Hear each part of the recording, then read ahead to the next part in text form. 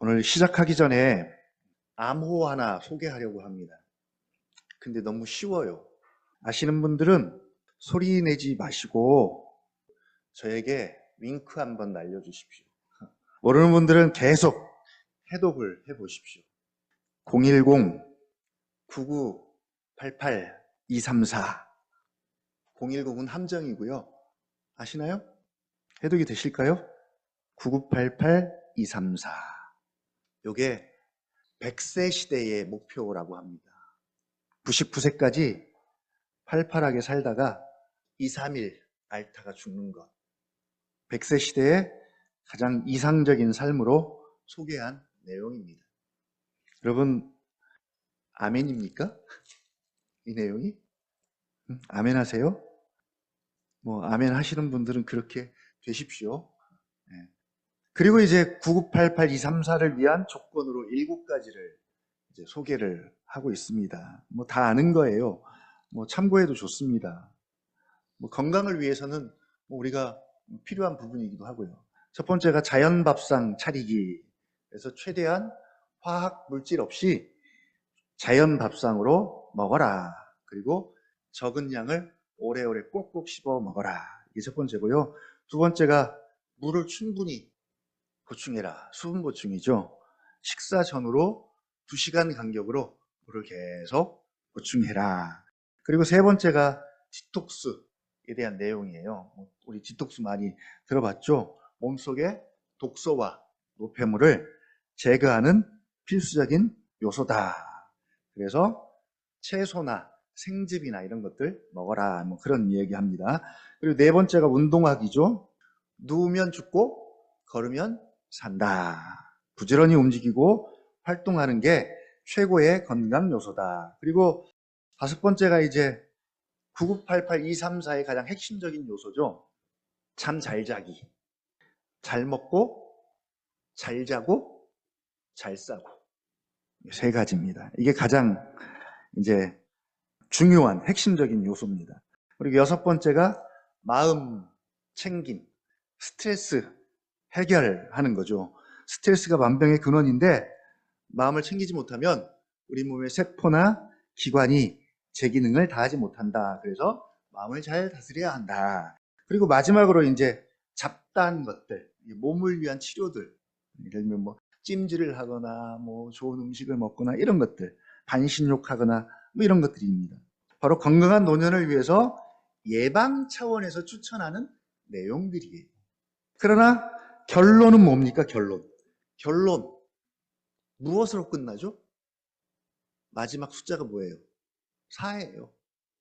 결론은 4입니다. 죽음입니다. 한마디로 모든 사람은 늙고 죽는다. 이건 어떤 방법으로도 막을 수가 없습니다. 다만 건강하게 늙어가고 질병에 이르는 것을 최대한 늦추려는 노력일 뿐이지 결국은 4로 끝이 납니다. 이건 어디까지나 개인의 죽음, 개인의 종말입니다. 팔팔할 때까지만 해도 종말이 올 것을 별로 생각하지 않았는데 그래서 딱 2, 3일만 앓고 그때 종말을 준비하면 좋겠지만 그게 어디 마음대로 되냔 말이죠. 우리 김춘복 아버님이 목요일 날 잠깐 통화할 때 그런 말을 하더라고요. 이게 마음대로 안 되네요. 마음대로 안 되네요. 그렇죠. 마음대로 안 되죠. 그리고 2, 3일 만에 개인의 종말을 아름답게 마무리하기에는 이건 말도 안 되는 이야기예요. 그런 건 불가능합니다. 오늘 종말에 관한 말씀을 좀 하려고 합니다. 지지난주 설교 제목이 더욱 힘써 생각하라 였습니다. 내가 항상 너희에게 생각나게 하려 하노라. 내가 이 장막에 있을 동안에 살아있을 동안에 너희를 부지런히 일깨워 생각나게 함이 옳은 줄로 여기노니 내가 떠난 후에라도 어느 때나 생각나게 하려고 내가 살아있는 동안 이 일에 힘을 쓰려고 한다. 그래서 결론적으로 생각나게 하는 서신이다. 그래서 우리도 생각이 나야 합니다. 언제 어디 있더나 어디서나 무슨 일을 하든지 3장 1절과 2절 또 한번 가볼게요. 3장 1절과 2절 똑같이 다시 강조합니다. 같이 한번 읽어볼까요? 시작. 사랑하는 자들아, 내가 이제 이 둘째 편지를 너희에게 쓰노니 이 두 편지로 너희의 진실한 마음을 일깨워 생각나게 하여 곧 거룩한 선지자들이 예언한 말씀과 주 되신 구주께서 너희의 사도들로 말미암아 명하신 것을 기억하게 하려 하노라. 예.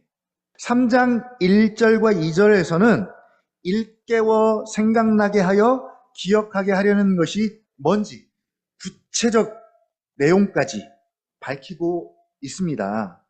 그런데 우리는 지지난주에 이걸 누가복음과 연결해서 생각나야 할 것, 예수 그리스도다라고 그렇게 이제 결론을 지었습니다. 예수 그리스도다. 언제 어디서나 어떤 상황에서나 예수를 기억하고 믿음의 주요 온전하게 하시는 이인 예수를 바라보고 또 우리의 대제사장 되신 예수를 깊이 생각할 수 있다면 그것으로 충분합니다. 그것으로 족합니다.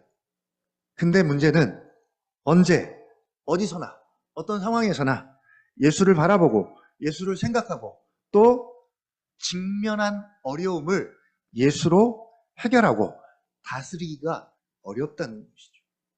이게 늘 우리의 고민이고 한계입니다. 우리의 연약함인 것 같아요. 한마디로 이 공간에서는 우리가 예수를 찾고 구하고 찬양하는데 현실에서는, 현장에서는 참 적용이 잘 안 돼요. 15절까지를 통해서 계속 생각나게 하려고 한다. 그리고 이것을 위해 나의 남은 시간을 드리고 자신을 헌신하고 베드로가 자신을 제물로 드립니다. 이걸 위해. 여기에 힘을 쏟을 만큼 아주 중요한 것임을 강조한 다음에 이제 16절에서 그 생각나게 하려고 하는 그 내용, 그 대상이 구체적으로 뭔지를 밝히고 있습니다. 우리 16절 한번 더 읽어볼까요? 1장 16절 시작. 우리 주 예수 그리스도의 능력과 강림하심을 너희에게 알게 한 것이 교모이 만든 이야기를 따른 것이 아니오. 우리는 그의 크신 위엄을 친히 본 자라. 잘 가다가 갑자기 강림하심, 재림의 문제가 언급됩니다. 베드로 전서 후서도 그렇고 다른 서신들도 마찬가지로 모든 서신들은 당시 존재했던 교회들, 성도들을 실제적으로 돕기 위해 쓴 겁니다. 지금 그들은 안팎으로 어려움에 직면해 있습니다. 특히 교회들마다 내적으로 직면한 문제가 뭡니까? 2장 1절입니다. 2장 1절 한번 찾아서 읽어보겠습니다. 2장 1절 시작. 그러나 백성 가운데 또한 거짓 선지자들이 일어났었나니 이와 같이 너희 중에도 거짓 선생들이 있으리라.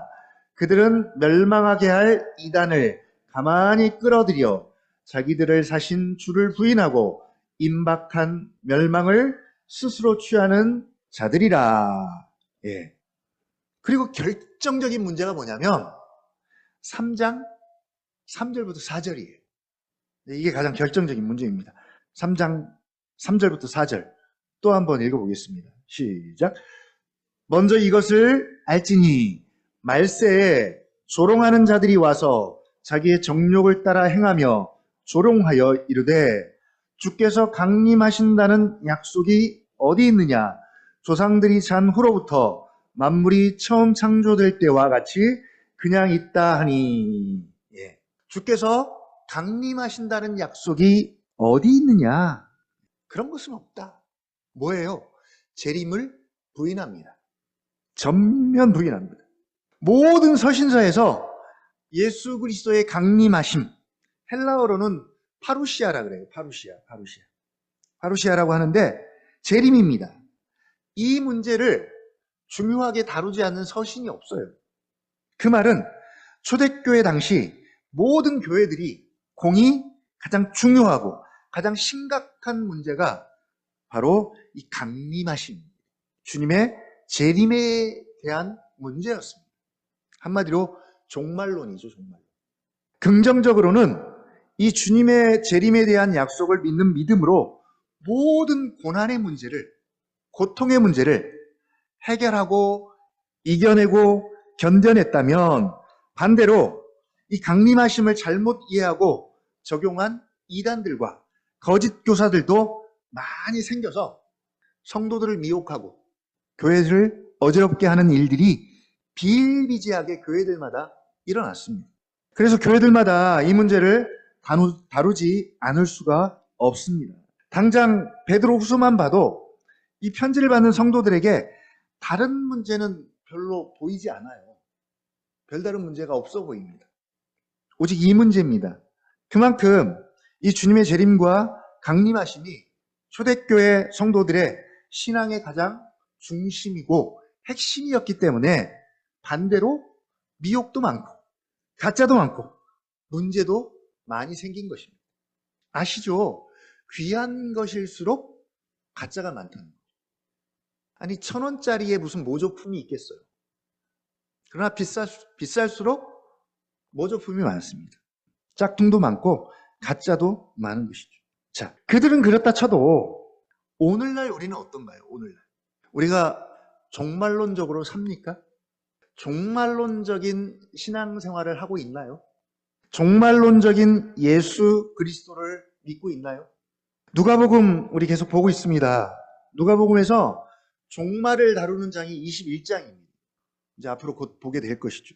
성전 규모와 크기와 화려함에 압도당해서 제자들이 막 자랑하고 있을 때 예수님 뭐라고 말씀하십니까? 그 성전이 곧 무너질 것이다. 예언하십니다. 그리고 성전 붕괴와 더불어 예루살렘에 임할 큰 환난과 심판을 이야기하면서 그것을 자신과 연결을 시키죠. 인자의 임함도 이러하리라. 그리고 무화과나무 비유를 통해서 종말이 확실히 올 것을 예고하십니다. 21장 31절 이와 같이 너희가 이런 일이 일어나는 것을 보거든 하나님 나라가 가까이 온 줄을 알라. 내가 진실로 너희에게 말하노니 이 세대가 지나가기 전에 모든 일이 다 이루어지리라. 천지는 없어지겠으나 내 말은 없어지지 아니하리라. 그리고 21장 36절이죠. 이러므로 너희는 장차 올 이 모든 일을 능히 피하고 인자 앞에 서도록 항상 기도하며 깨어 있으라 하시니라. 누가복음 12장 우리 지난주 화요일이죠. 화요일 본문 묵상 마찬가지입니다. 혼인집 주인을 기다리는 종들의 비유를 말씀하시면서 뭐라고 말씀하시냐면 허리에 띠를 띠고 등불을 준비해라. 등불을 켜고 서 있어라. 주인이 혹 2경이나 혹 3경에 이르러서도 종들이 그같이 하고 있는 것을 보면 그 종들은 복이 있으리로다. 그리고 도둑 비유를 통해서 그러므로 너희도 준비하고 있으라. 생각하지 않을 때에 인자가 오리라 하시니라. 생각하지 않은 날, 알지 못하는 시각에 그 종의 주인이 이를 것이니 항상 깨어서 허리를 동이고 등불을 준비하고 있어라. 이 누가복음을 통해서도 예수님은 자신의 오심을, 재림을 이야기하시고 그리고 제자도와 청지기도도 할 것 없이 다 종말론적으로 지금 계속 가르치고 있습니다. 그러니까 복음서에서 기록된 예수는 어떤 예수냐면 종말론적인 예수입니다. 종말론적인 예수께서 종말론적인 하나님 나라를 선포하시고 또 가져오셨고 가르치시고 종말론적인 제자도와 종말론적인 청지기도를 지금 가르치고 계시고요. 주기도문도 종말론적인 주기도문이에요.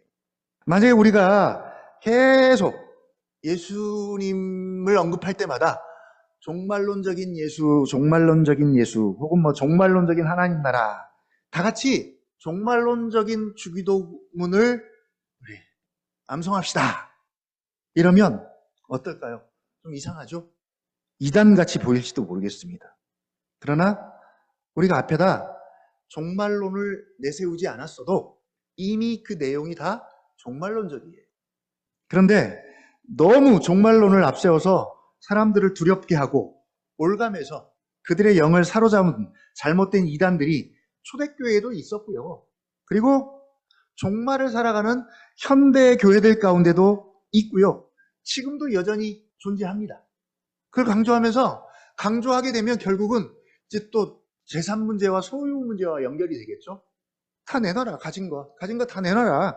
어차피 예수님 내일 오시면 다 끝이니까 그냥 다 하나님 앞에 드려라. 라고 하면서 결국은 성도들의 소유를 다 헌금하게 하고 자신의 배만 불리는 이런 형태의 이단들이 지금도 여전히 존재합니다. 혹은 날짜와 시간을 알아내기 위해서 혹은 자기에게만 알려준 것처럼 성도들을 유혹하고 있는 거짓 교사들도 지금도 여전히 존재합니다. 그래서 현재의 상황은 그런 것 같아요. 아예 대놓고 종말론에 심취해서 종말론의 특정 몇 가지 사실에 목숨을 걸든지 종말의 음모론자들이죠. 정치적 음모론자들이 있는 것처럼 종말의 음모론자들이 있습니다. 아니면 지나치게 종말론을 문자적으로 해석해서 현 상황들을 성경과 1:1로 매칭을 시키든지 그러면 사람들이 금방 미혹이 되죠. 정말 그런 것 같거든요. 아니면 아예 이꼴저꼴 보기 싫다. 그냥 종말에 대해서 무시하고 그냥 쉬쉬하면서 그냥 이대로 살자. 비록 주님의 재림에 대한 이 종말론 때문에 설령 부정적인 상황들이 벌어진다 쳐도 확실한 것은 그것입니다. 주님의 강림하심이, 재림이 초대교회 성도들의 신앙과 믿음의 중심이었고 핵심이었다는 사실이에요.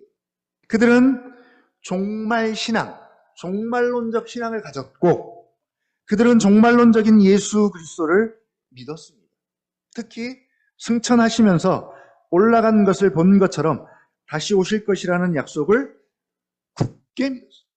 그래서 그들의 분위기는 2000년이 지난 지금보다 훨씬 더 종말론적이었어요. 16절을 다시 보겠습니다. 1장 16절이요. 우리 주 예수 그리스도의 능력과 강림하심을 너희에게 알게 한 것이. 우리 지난주까지는 예수였습니다. 예수. 우리의 대제사장이신 예수를 깊이 생각하고 믿음의 주요 온전하게 하시는 이인 예수를 바라보자. 예. 어떤 예수입니까? 어떤 예수입니까? 오늘 찬양을 통해서도 우리가 예수로 충만한 그런 찬양을 불렀는데 어떤 예수입니까? 복음서에 보면 예수의 이름만 불러도 병자들이 치유되고 회복되는 역사들이 많습니다. 나사렛 예수여, 나를 불쌍히 여기소서. 심지어 그 옷자락에만 손을 대도 낫기도 하고요. 또 귀신을 쫓아내신 예수님도 볼 수 있습니다. 그 이름 예수, 아름다운 예수, 복되신 예수. 근데 또 한편으로는 주여 하는 자마다 천국에 갈 것이 아니요 라고 말씀하십니다. 하나님의 뜻대로 하는 자라야 천국에 갈 것이다 라는 일침을 놓기도 합니다. 또 누가복음 13장 25절 뭐라고 말씀하십니까? 좁은 문 이야기하면서 집주인이 일어나 문을 한번 닫은 후에 너희가 밖에 서서 문을 두드리며 뭐라 그래요? 주님, 예수님, 예수여, 열어주십시오. 그가 대답하여 이르되 나는 너희가 어디에서 온 자인지 알지 못하노라 하리니 그때 너희가 말하되 우리는 주 앞에서 먹고 마셨으며 주는 또한 우리의 길거리에서 가르치셨나이다 하나.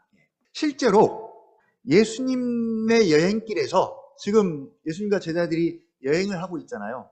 갈릴리에서 예루살렘으로 여행을 하면서 지금 계속 가르치고 있습니다. 자, 여행길에서 예수님과 함께 식사도 했어요. 밥도 먹었습니다. 어쩌면 오병이어에도 참여했을지도 몰라요. 또 길에서 분명히 가르침도 받았습니다. 함께 있었습니다. 거짓말 아니에요. 같이 있었어요. 근데 27절에 그가 너희에게 말하여 이르되 나는 너희가 어디에서 왔는지 알지 못하노라. 행악하는 자들아 나를 떠나가라 하리라. 같이 주님과 식사하고 가르침 받는 것으로는 주님과 아무런 관련이 없다라고 말합니다. 주여 주여 예수 예수 하는 것이 마치 뭐와 같냐면 풍선 같아요. 풍선. 제가 오늘 뭘 가지고 왔냐면 마치 이런 느낌이에요. 바늘을 가지고 왔어요. 제가 바늘을 가지고 나왔어요. 이 바늘로 뭐 하려고요? 네. 풍선을 터뜨리기 위해서. 마치 주여 주여 예수 예수 하는 것이 풍선과 같습니다. 풍선 안이 텅 비어 있어요. 터지면 아무것도 없어요. 예수라는 풍선이 있어요. 근데 형태는 너무너무 예뻐요. 빨간 풍선도 있고요. 노란 풍선도 있고요. 하얀 풍선도 있고요. 각자가 원하는 형형 색깔의 풍선들이 있습니다.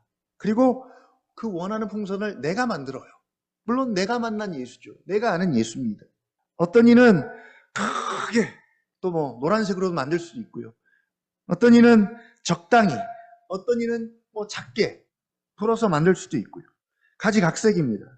그리고 열심히 불어서 풍선을 만들어요. 근데 그 풍선 이름이 예수입니다. 예수라는 풍선이에요. 근데 그 풍선의 한계는 뭡니까? 속이 텅 비어 있다는 것이죠. 터지면 아무것도 없습니다. 오늘날 예수라는 풍선이 정말 너무너무 많습니다. 많기도 하지만 다양하고요. 크기도 큰 것부터 작은 것, 뭐 색깔도 정말 다양합니다. 한데 그 풍선에 내용이 없다는 것이 한계고 이게 문제입니다.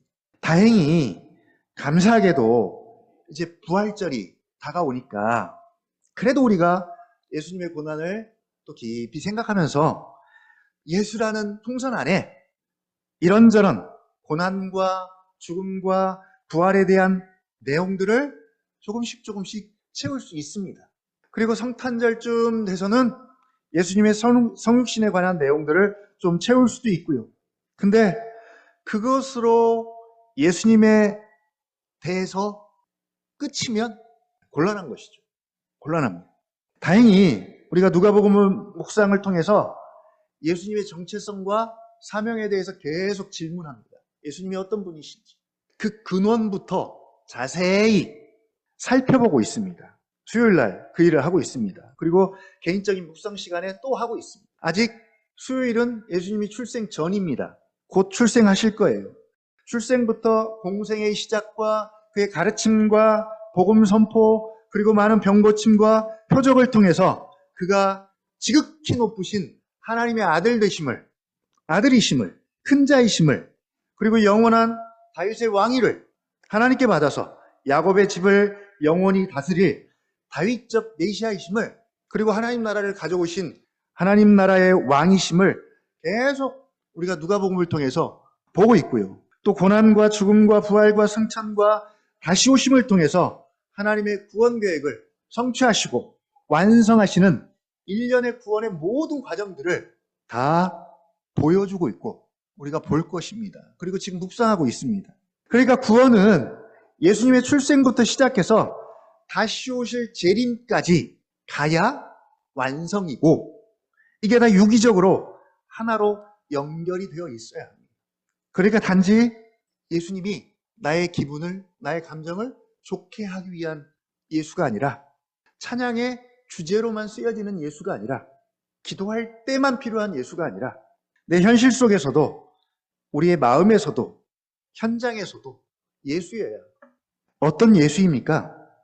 당장 내가 믿고 내가 알고 내가 만난 예수 가운데 오늘 말씀처럼 주님의 능력과 강림하심이 없다고 한번 생각해 보세요. 주님의 재림이 없다고 한번 생각해 보세요. 이 내용이 빠졌어요. 여러분 그래도 구원에 문제가 없을까요? 그래도 신앙생활 하는데 별로 지장이 없을까요? 예수님의 초림에는 영광이 잘 안 보여요. 물론 은혜 받아서 성령으로 충만한 몇 사람은 보았지만 대다수의 사람들은 보지 못했습니다.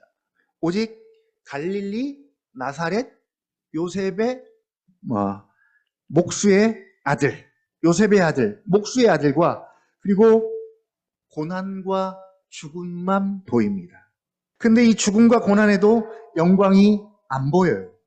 죽음과 고난 속에서 여러분 영광이 보이시나요? 이 영광을 볼 수 있을까요? 바울은 현재의 이 고난은 장차 우리 앞에 나타날 영광과 좋게 비교할 수 없다고 그렇게 말했습니다. 현재의 고난을 이겨내는 방법은 다른 데 있지 않아요. 영광을 통해서입니다. 영광을 끌어다 써야 합니다. 영광을 볼 수 있다면 고난을 작게 만들 수 있습니다. 초림과 죽음과 고난에는 인간의 영적 무지 때문에 영광 보기가 정말 어려워요.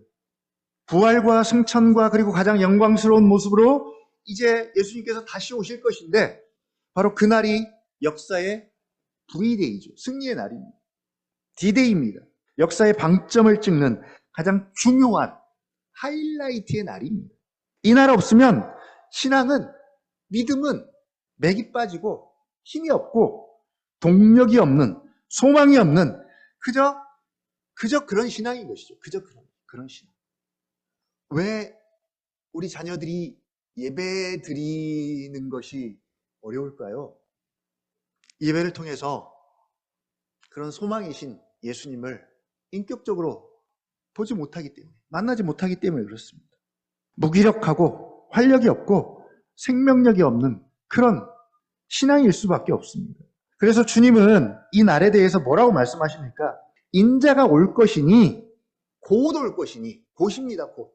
그래서 항상 깨어서 준비하고 있어라입니다. 허리에 띠를 띠고 동이고 등불을 준비하고 있어라.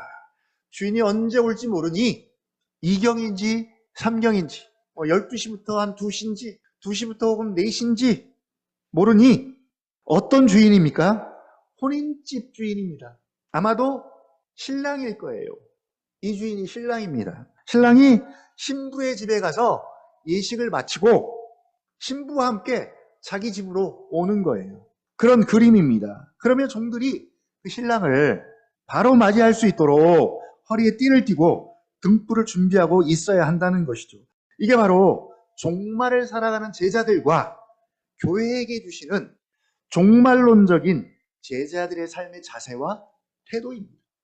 제가 아주 극단적인 표현을 쓴다면 이런 것이죠. 설마 이런 일이 있겠나 싶지만 예수님의 성육신에는 너무너무 은혜를 많이 받았어요.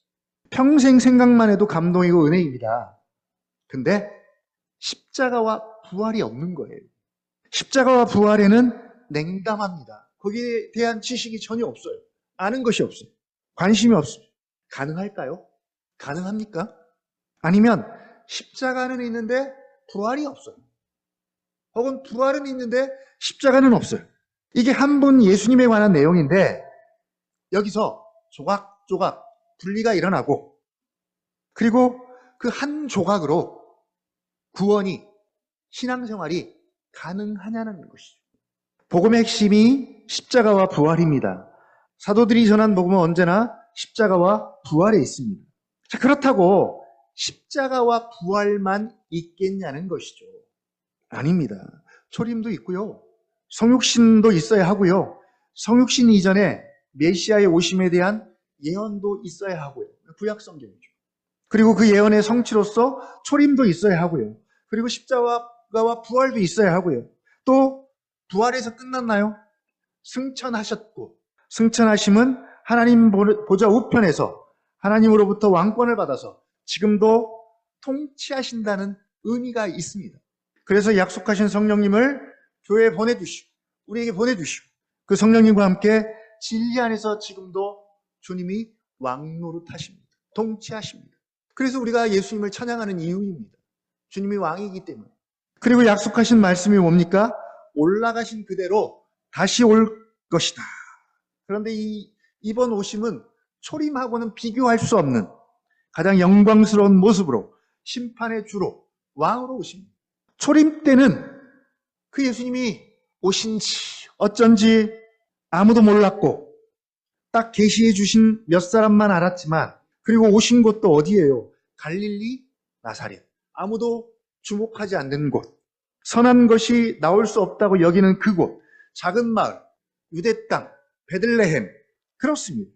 그러나 재림은 모든 눈이 다 볼 수 있도록 가장 영광스러운 모습으로, 능력으로, 왕으로, 심판의 주로 오신다고 우리에게 약속하셨습니다. 이제 신약의 성도들, 사도들이 마음에 품고 기다리는 것은, 그래서 그들을 고난으로부터 견디고 인내하게 만드는 것은 딱 하나 다른 데 있지 않아요. 바로 가장 영광스러운 모습으로, 능력으로 다시 오실 것이라는 이 약속 하나입니다. 지극히 보배롭고 큰 약속입니다. 사도들은 예수님의 죽으심과 부활을 목격한 사람들입니다. 승천하심을 직접적으로 본 사람들이에요. 이제 남은 건 뭡니까? 그 주님이 그 능력으로 다시 재림하셔서 영원한 하나님 나라를 회복하시고 더불어 하나님을 대적하는 세력에 대해서는 심판하시는 이 마지막 남은 사건 하나밖에 없습니다. 이것 하나 바라보고 기다리되 이미 초림과 십자가의 죽음과 부활과 승천과 성령의 부어주심을 경험했고요. 확신하고 있기 때문에 다시 오실 것이라는 이 약속도 속히 반드시 이루어질 것을 확실히 믿고, 이 확실히가 우리가 말하는 확실히하고는 좀 달라요. 한 200% 된다고 해보십시오. 200%. 100%면 충분합니다. 우리가 지금 현장에서 보고 있는 것들 100% 믿잖아요. 100%입니다. 그러나 보이지 않는 것들에 대해서는 어떻습니까? 우리의 믿음과 반응이. 보이지 않는 것들에 대해서는 신뢰하기가 어렵습니다. 지금 사도들의 믿음은 바로 200%입니다. 보이는 것들보다, 존재하는 것들보다 더 확실하게 믿는 믿음이에요. 이게 가능할까요? 그 믿음으로 이제 찬양하고 기도합니다. 뭐라고요?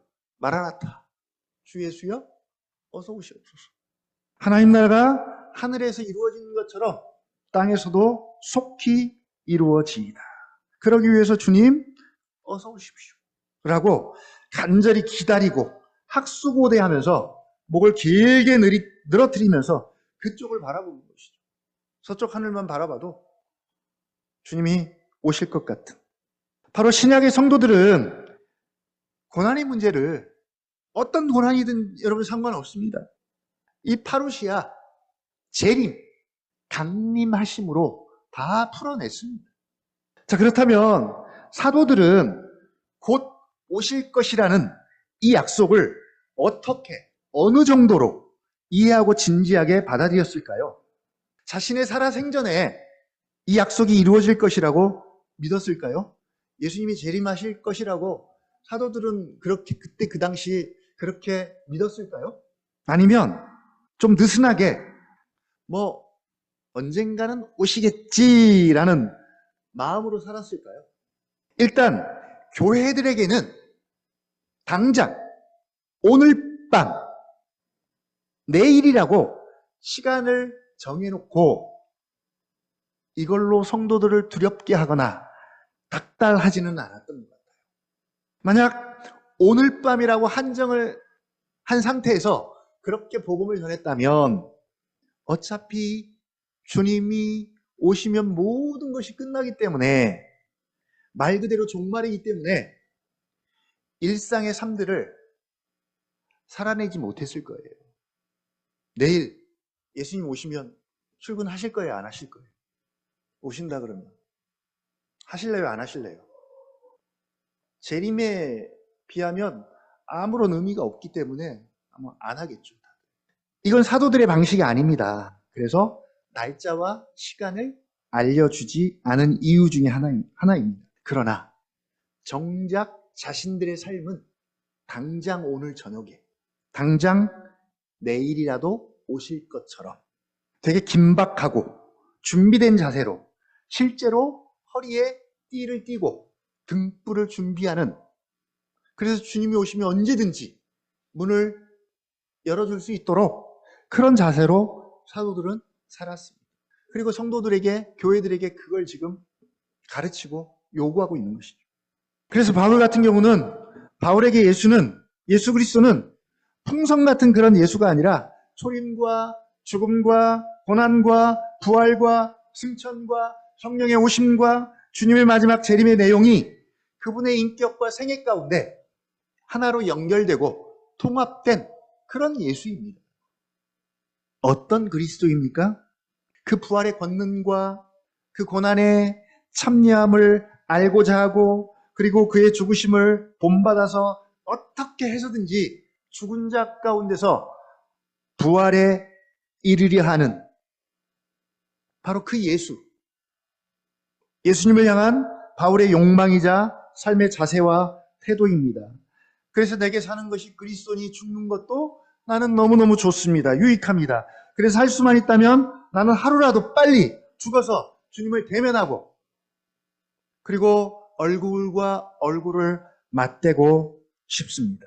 이건 그냥 하는 소리가 아니라 정말 주님의 영광 말고는 더 귀하고 가치 있는 것이 없기 때문에 그 영광에 참여하고자 하는 바울의 간절한 욕망입니다. 예수 그리스도의 재림을 앞당겨서 경험할 수 있는 방법이 하나 있어요. 그게 뭐냐면 개인의 종말을 통해서입니다. 물론 최종적으로는 예수님이 오셔야 완전한 종말이 되지만 개인의 종말을 통해서도 우리가 예수님의 그 충만한 영광을 앞당겨서 참여할 수가 있습니다. 그래서 바울은 죽는 것도 유익하다고 말하고요.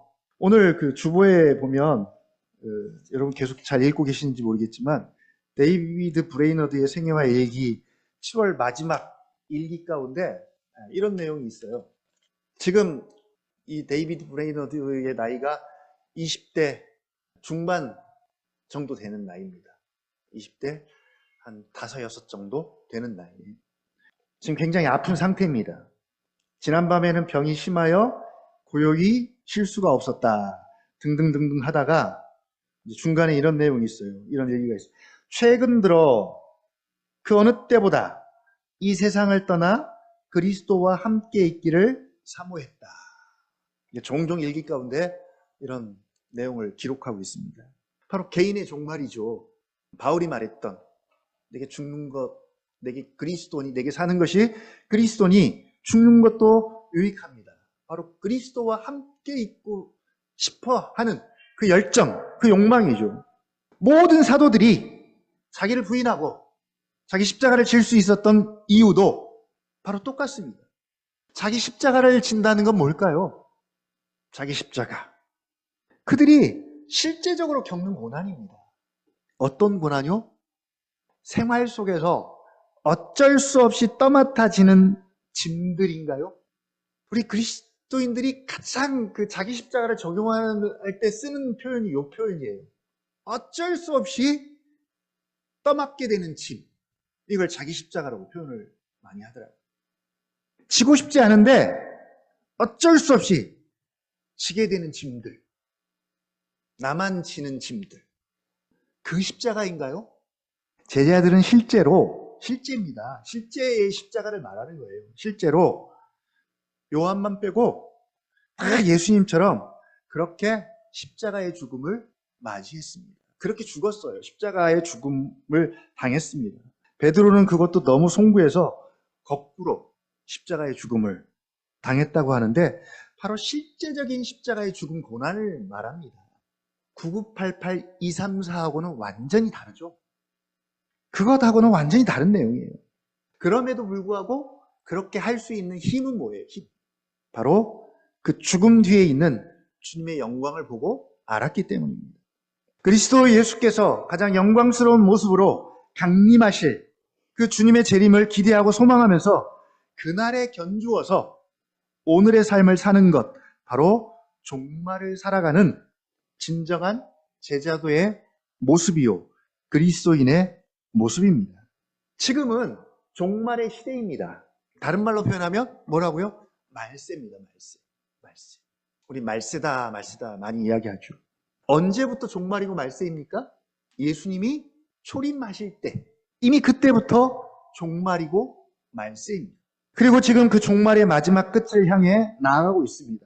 그런데 우리가 여전히 종말이 낯설고 종말론적인 예수, 종말론적인 하나님 나라, 종말론적인 신앙과 믿음이 불편하고 어색하다면 우리 신앙과 믿음에 내가 믿는 예수 안에 종말이 빠져 있다면 우리는 가장 중요한 것을 놓치고 있는 것입니다.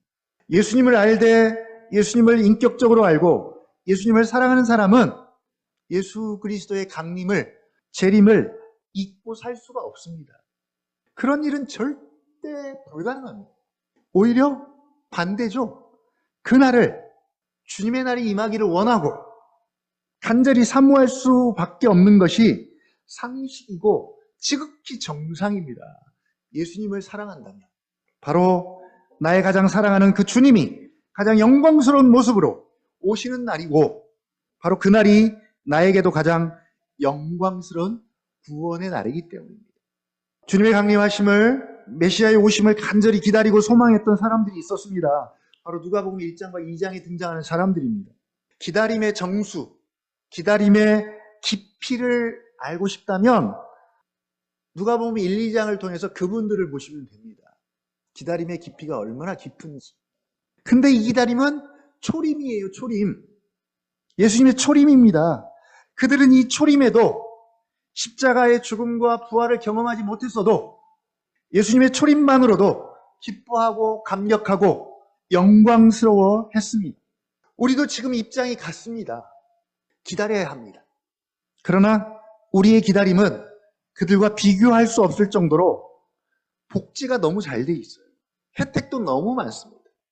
이미 구약 예언이 초림으로 성취되었는지 또 십자가의 죽음과 부활과 승천을 목격한 증인들의 확실한 증언들이 널려 있고요. 그리고 성령 하나님의 그 증언하심에 대한 증거들이 널려 있고요. 또 우리는 그걸 경험했습니다. 그래서 훨씬 더 좋은 위치와 조건에서 예수 그리스도의 재림을 기다리고 생각할 수 있는데 문제는, 현실은, 나의 현실은 어떤가요? 베드로가 그토록 일깨워 생각나게 하여 기억하기를 원하는 것, 이 우리 주 예수 그리스도의 능력과 강림하심을 언제, 어디서나, 어느 때든지 생각하고 기억할 수 있었으면 좋겠습니다. 이게 베드로가 편지를 쓰는 이유입니다. 그래서 정말 성경이 원하는 아름다운 인생의 종말을 우리가 맞이할 수 있는 저와 여러분이 되기를 다시 한번 주님의 이름으로 부탁을 드립니다.